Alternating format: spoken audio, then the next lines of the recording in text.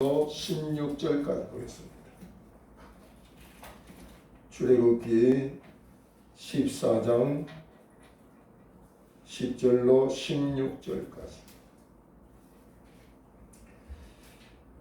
제가 봉독에 올립니다. 바로가 가까이 올 때에 이스라엘 자손이 눈을 들어 본적 애굽 사람들이 자기들 뒤에 이른지라.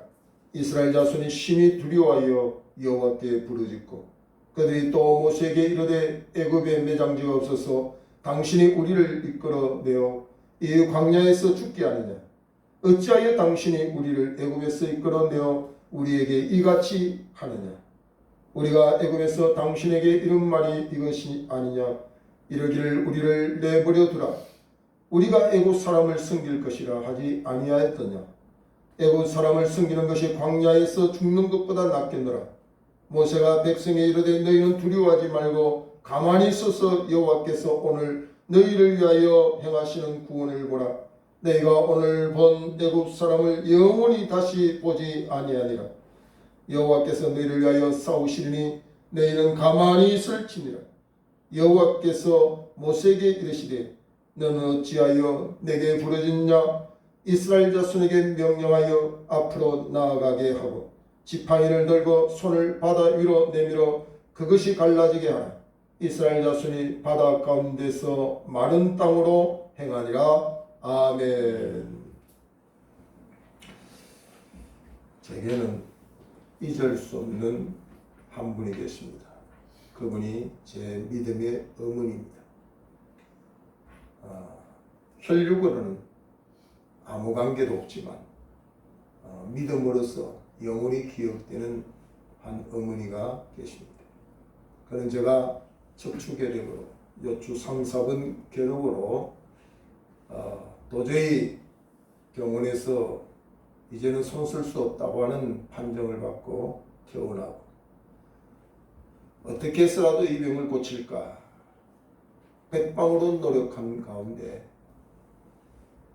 우상도 섬겨보고 인간이 할 수 있는 방법을 다 동원한 후에 주님을 만났고 또 주님의 이름으로 한 전도사님을 만나서 치료의 은혜를 입었습니다.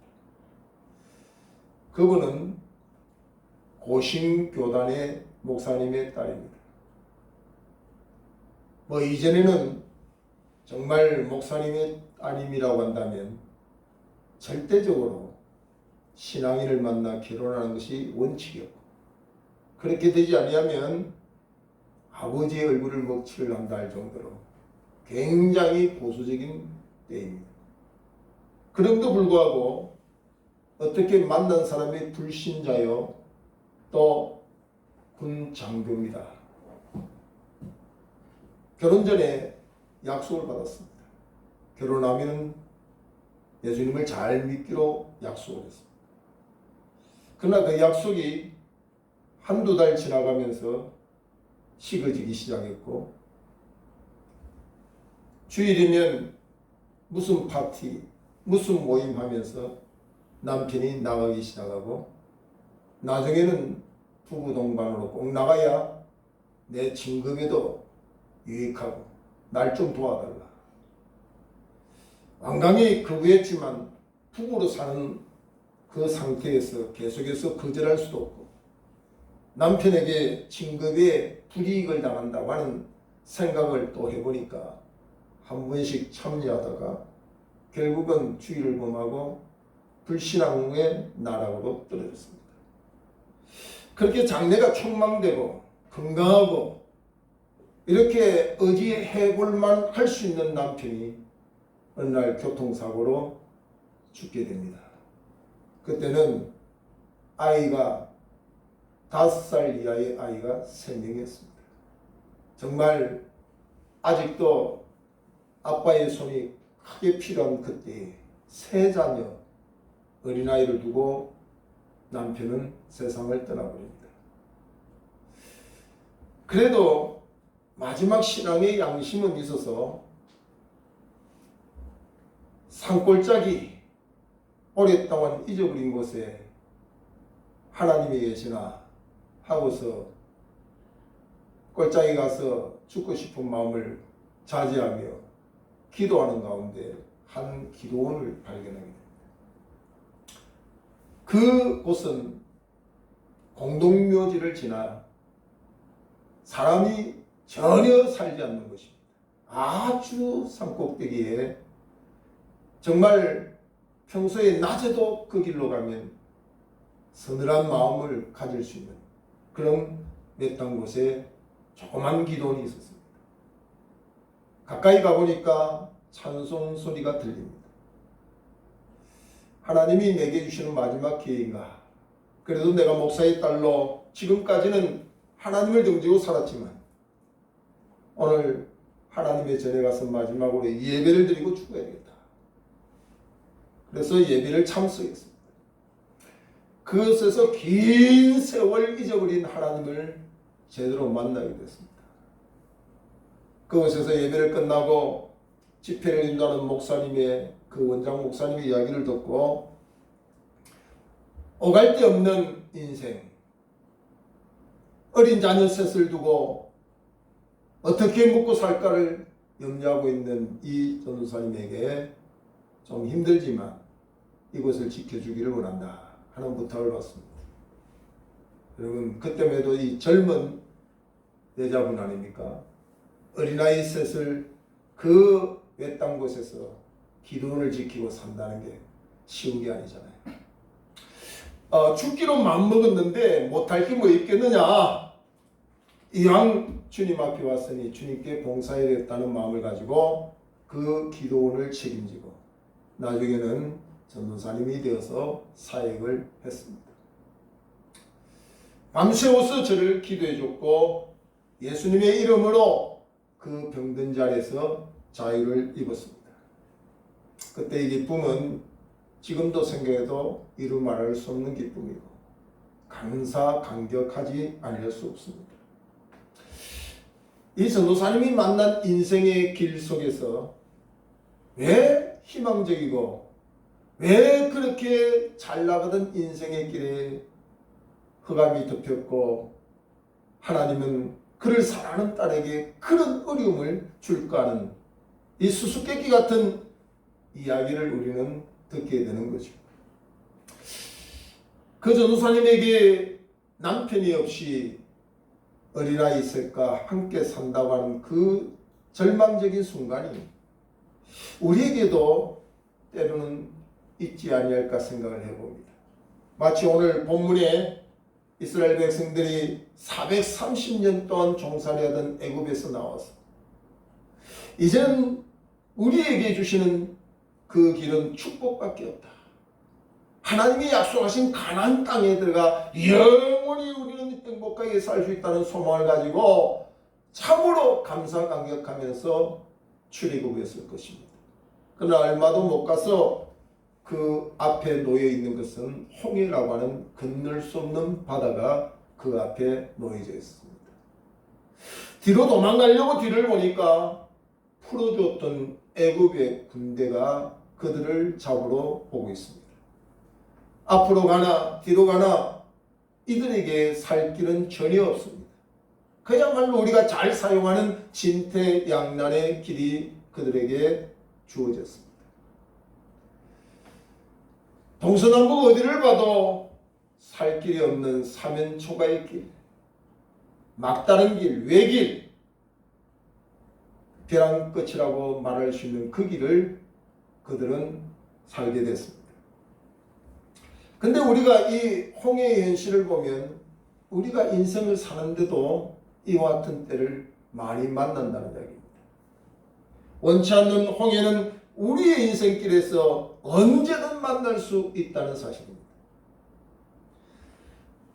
조금 전까지 이 홍해를 만나기 전만 하더라도 얼마나 의기양양하고 하나님을 믿는 것이 얼마나 좋으며 하나님의 백성 된 것이 얼마나 든든한지 최고조의 신앙을 자랑하고 하나님을 찬양했던 이들의 입술에서는 불평하기 시작하고 원망하기 시작하고 애굽에서 출애굽하여 그들을 인도한 지도자까지도 불평하는 현장까지 이르렀습니다.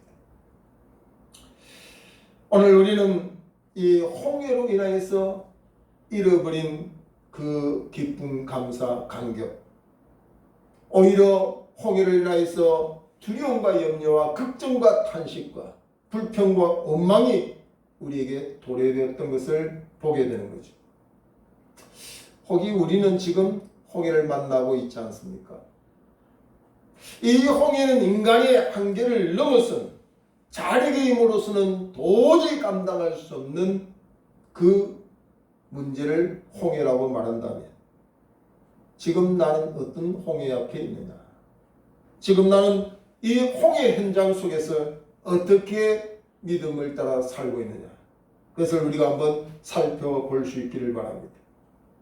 어떤 사람은 지긋지긋한 가난의 홍해를 지금 맞이하고 있습니다. 이 하나님 카드 명세서가 돌아오면 단 한 번이라도 넉넉하게 그 카드의 대금을 지불할 수 있고, 이렇게 좀 살 수는 없을까? 왜 이렇게 나는 카드를 돌려막게 하며, 왜 이렇게 나는 이렇게 신용불량자까지 떨어지는 이런 상황 속에 있을까? 남은 전혀 불안하지도 않고 두려워하지도 않고 염려하지도 않은 그 가난의 홍해 앞에서 주저앉아서 탄식하는 이들이 이 코로나 팬데믹을 통하여서 많은 사람들이 지금 그런 상태에 놓여져 있다고 합니다. 어떤 사람은 예기치 못한 질병, 그것도 의사의 손을 통하여 고칠 수만 있다면 괜찮겠지만 세상에 남부를 거 하나도 없습니다. 돈으로 고칠 수 있다면 그는 돈도 너무 많습니다. 그러나 고질적인 그의 병은 세상에 그 어떤 손을 써서 해결될 부분이 아니라는 사실을 깨닫고 질병의 홍해 앞에서 탄식하는 일도 많이 있습니다.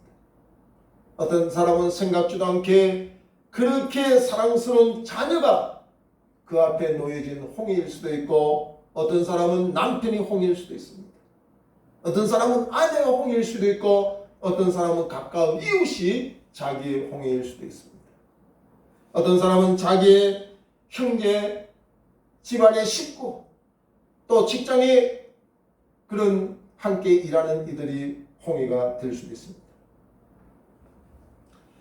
오늘 이것 때문에 그렇게 성성장구 믿음을 드러냈던 엘리야가 노뎀나무 아래 죽기를 자청하고 하나님을 신앙했던 그때의 그 신앙의 그 아름다운 모습은 어디 갔는지, 참으로 그 사람이 엘리야가 진짜 엘리야인지 오늘의 그 탄식하고 주저앉아 있는 그 모습을 보면 똑같은 사람인데도 홍해를 만날 때와 홍해를 만나지 않을 때의 상황은 극과 극이라는 사실을 엘리야를 통해서도 우리가 보게 되는 거죠. 기복신앙인들은 이런 말을 합니다. 홍해는 믿는 얘기는 없어. 하나님이 만사형통하기로 약속하셨는데 왜 홍해를 만나?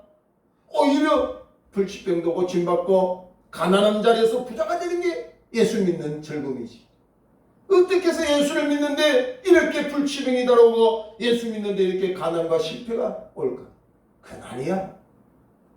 이렇게 기복신앙인들은 홍해를 믿는 자에게는 오지 않는다고 생각하고 믿는 겁니다.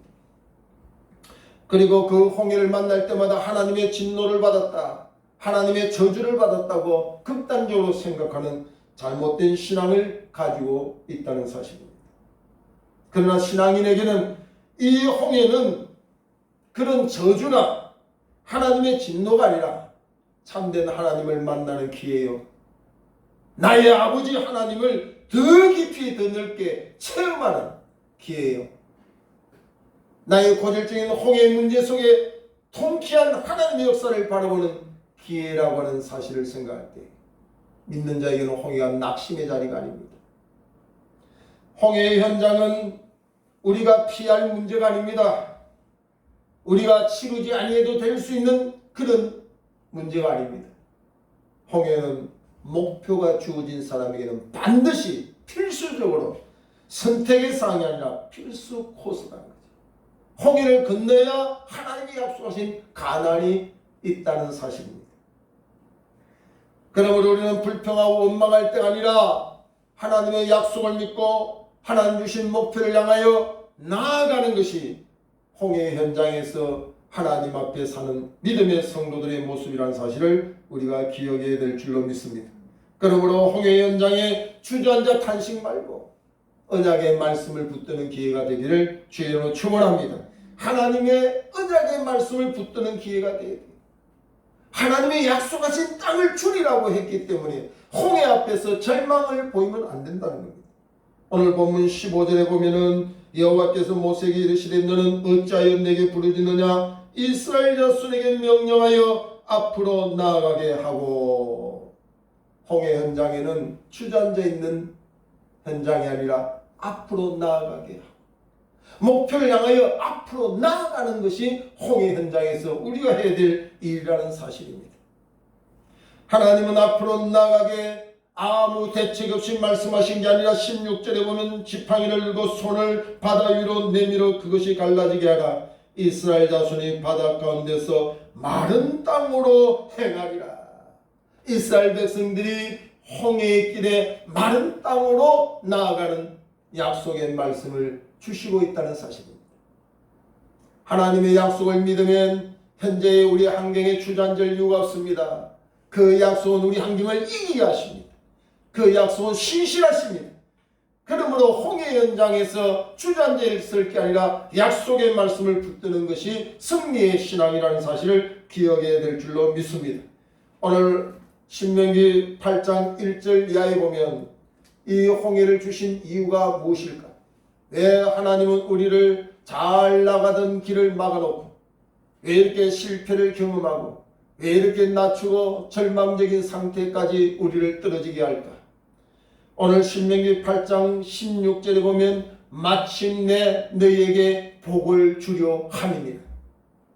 하나님이 우리를 낮추고 시련 가운데 우리를 두고 우리를 어렵고 공고한 생활 가운데 있으면 결국 우리를 멸망시키고 실패자의 모습으로 끝나기 위해서 주시는 것이 아니라 마침내 우리로 하여금 복을 받게 진정한 복을 받을 수 있는 주인공으로 세우기 위한 하나님의 뜻이 있음을 성경은 말씀을 하고 있습니다. 그러므로 홍해 현장은 우리가 주저앉아 탄식하고 불평할 때가 아니라 말씀의 언약을 붙드는 기회가 되어져야 될 줄 압니다. 그 다음에 홍해 현장은 우리의 믿음을 증명하는 기회입니다.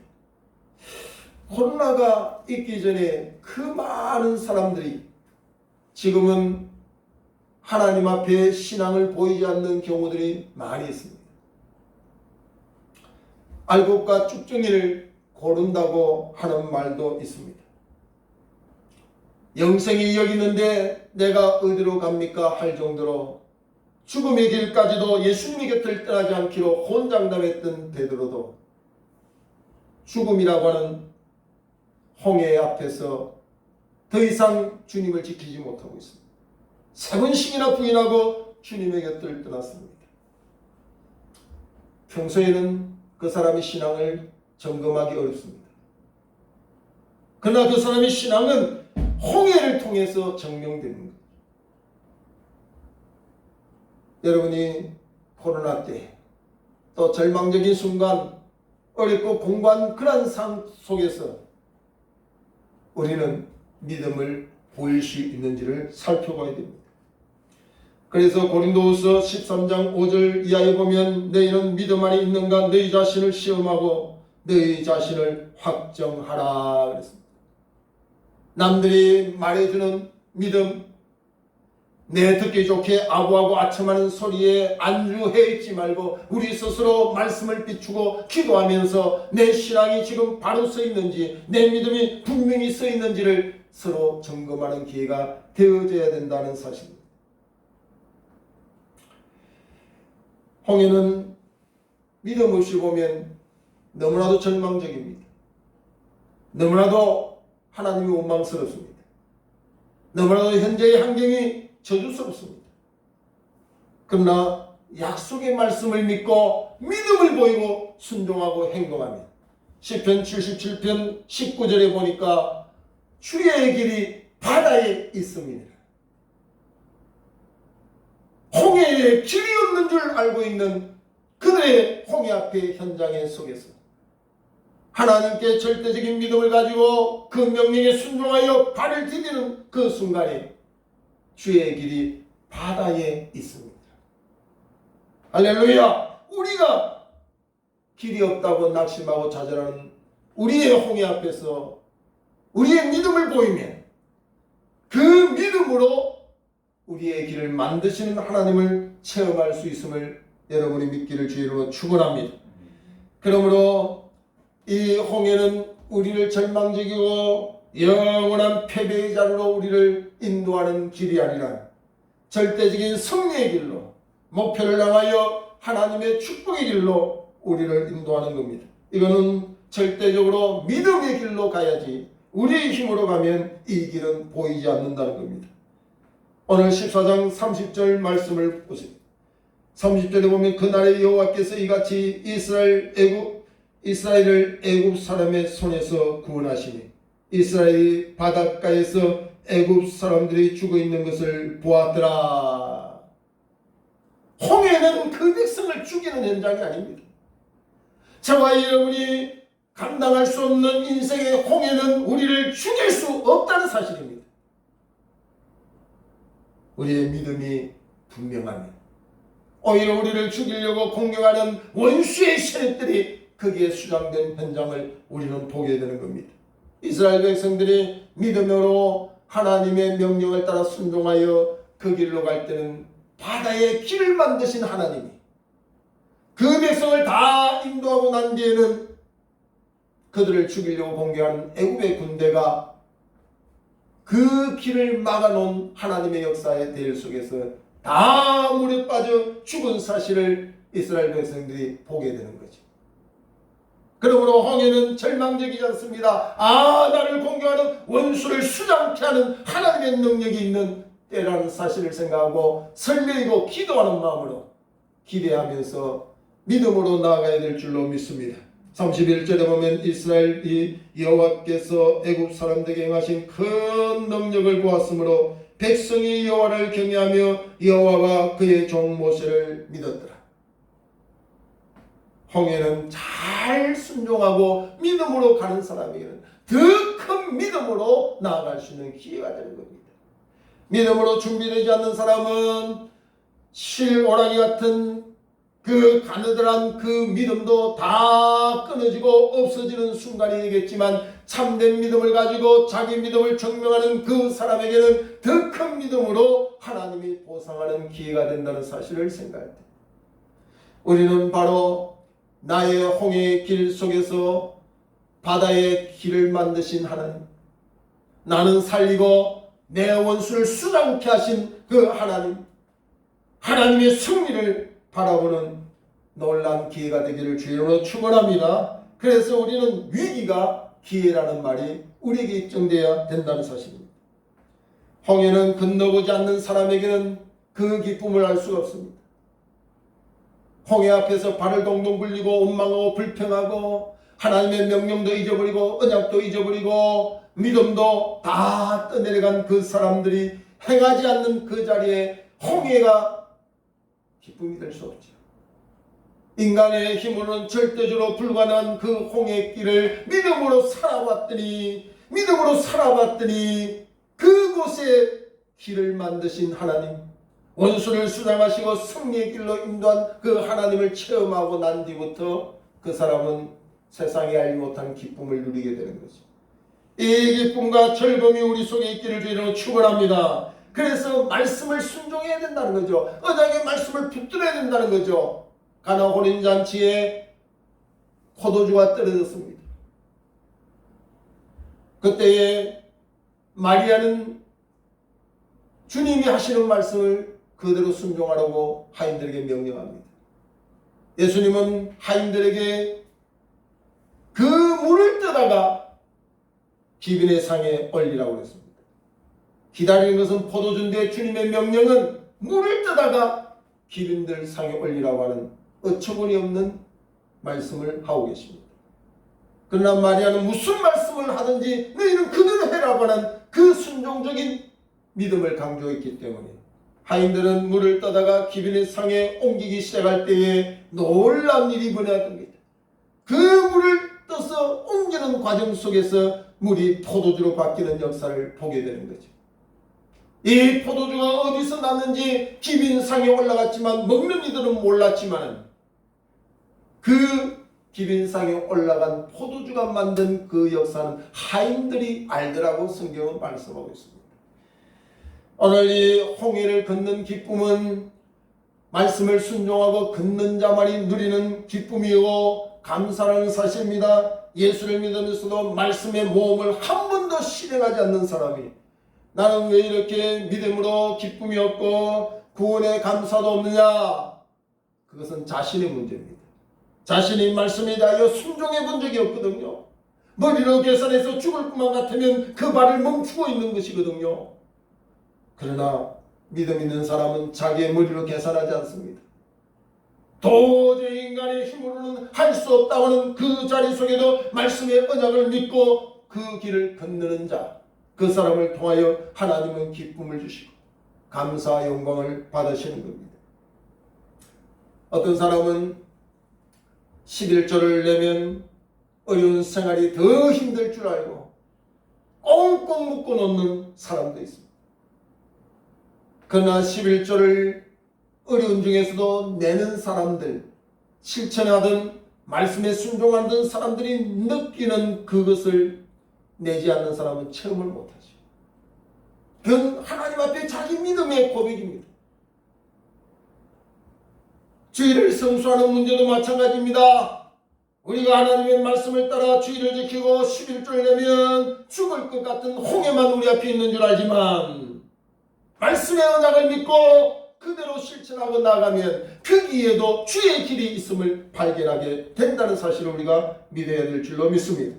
그러므로 신앙생활에는 때로는 땀도 눈물도 피도 우리에게 필요할 수 있지만 이것은 결코 주를 위해서 하기 때문에 헛되지 않다는 사실을 우리는 고백하지 않을 수 없습니다. 그러므로 우리가 지금 홍해 현장에 머물러 있다고 한다면 우리의 믿음의 잠을 깨워야 됩니다. 홍해로 인하여 수장된 신앙이 되어서는 안 된다는 겁니다. 홍해를 통해서 일어나는 믿음, 깨어있는 믿음, 살아있는 믿음, 순종의 믿음만이 홍해의 길 만드신 하나님을 보고 찬양하게 된다는 사실을 기억해야 될 줄로 믿습니다. 오늘 성경의 역사는 돈 있는 사람과 함께하는 역사가 아닙니다. 많이 배운 지식인과 함께하는 역사가 아닙니다. 성경의 역사는 반드시 주님이 함께 일하는 자에게 묻는 것이 있습니다. 너 돈 있냐? 안 묻습니다. 네가 믿느냐? 너가 믿느냐? 내 믿음대로 될지니라. 그것이 성경의 역사며 주님과 동역하는 자의 필수적인 것이라고 하는 사실을 성경은 말씀하고 있습니다. 오늘 우리가 홍해에 다다랐고 내 힘으로는 도저히 불가능한 사면초가 같은 우리의 인생의 현장 속에서도 절망하지 않는 이유가 있습니다. 그것은 지금 내 믿음을 증명할 때인 것을 알고 절대적으로 말씀을 붙들고 그 언약을 붙들고 주님께로 나아가며 오늘 우리를 죽게 하려고 공격하는 원수의 세력들이 그 홍해에 수장되고 오히려 죽을 줄만 알았던 우리들이 홍해의 길을 건너 기쁨과 감사와 감격을 누리는 기회가 될 줄로 믿습니다. 그러므로 내 한계를 인정하는 것이 홍해 현장에서 우리가 중요한 부분입니다. 이것을 인간의 방법을 가지고 홍해를 건너겠다고 생각하면 그것이 어떤 의미가 되겠습니까? 그러므로 홍해의 한계 속에서 고린도서 1장 9절 이하에 보면 우리에게 살 소망이 없고 사망 선고 받은 것처럼 죽을 일만 있는 가운데서 자기를 의지하지 말고 죽은 자를 다시 살리신 하나님을 의뢰하게 하시니 홍해 현장은 자기를 의지하려고 하는 모든 것을 내려놓아야 됩니다. 자기 힘을 빼야 됩니다. 내 시대가 주의 손에 있습니다는 다윗의 고백처럼 주님의 도움을 바라는 기회가 되어야 된다는 겁니다. 그러므로 절대적으로 무릎을 꿇고 홍해를 건너야 됩니다. 절대적으로 언약의 말씀을 붙들고 홍해를 건너야 됩니다. 절대적으로 살아있는 믿음을 가지고 홍해를 건너야 됩니다. 그때에 하나님은 내가 상상할 수 없는 놀란 일로 응답한다는 사실을 꼭 기억해야 될 줄로 믿습니다. 성경은 수고하고 무거운 짐진 자들아 다 내게로 오라. 내가 너희를 쉬게 하리라고 말씀하고 있습니다. 수고하는 자가 수고했다고 쉬는 게 아니다는 거죠. 우리 인간이 수고하고 홍해 앞에서 수고한다고 해서 쉼을 얻는 결과를 만드는 게 아니라 수고하는 자가 주님께 나아갈 때 주님이 쉬게 하신다는 거죠. 홍해 현장에서 아직도 나의 수고 가운데 나의 쉼을 구하고 있지 않습니까? 홍해 앞에서는 절대적으로 주님께 맡기는 믿음이 필요합니다. 주님이 우리를 쉬게 하십니다. 주님이 우리를 큰 기쁨으로 인도하실 것입니다. 주님이 우리의 바다에서 길을 만드는 능력을 우리에게 허락하실 줄 믿습니다. 오늘의 우리의 홍해 현장에서 절망하지 않는 것은 약속의 말씀이 있기 때문입니다. 하나님이 나에게 허락하신 약속의 말씀이 있기 때문에 이 홍해 앞에서 우리는 절망하지 않고 낙심하지 않습니다. 목표가 있기 때문에 주저앉을 수 없습니다. 이 목표가 있는 자는 건너야 됩니다. 건너야 되는 그 순종의 그때에 하나님은 반드시 역사하셨습니다. 우리로 하여금 여호와 메시 깃발을 높이는 승리의 계가를 높이 들게 할 줄로 믿습니다. 여러분과 제가 다 홍해 현장에서 승리자가 되기를 주인으로 축원합니다. 기도하겠습니다. 하나님의 은혜를 진심으로 감사합니다. 오늘도 저희들의 삶의 순간순간 원치 않는 홍해